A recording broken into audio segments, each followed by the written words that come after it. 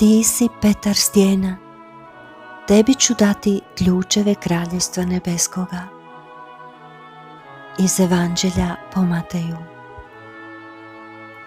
U ono vrijeme dođe Isus u krajeve Cezareje Filipove i upita učenike: što govore ljudi, tko je sin čovječi?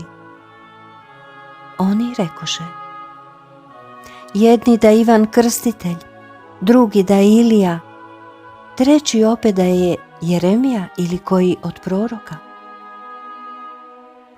Kaže im: a vi, što vi kažete, tko sam ja?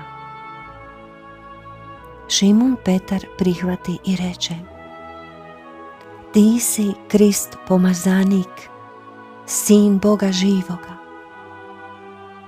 Na to Isus reče njemu: blago tebi, Šimune, sine Jonin, jer ti to ne objavi tijelo i krv, nego Otac moj koji je na nebesima.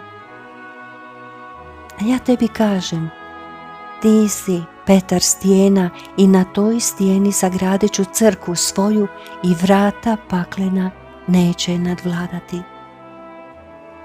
Tebi ću dati ključeve Kraljevstva nebeskog, pa što god svežeš na zemlji, bit će svezano na nebesima, a što god odriješiš na zemlji, biti će odriješeno na nebesima.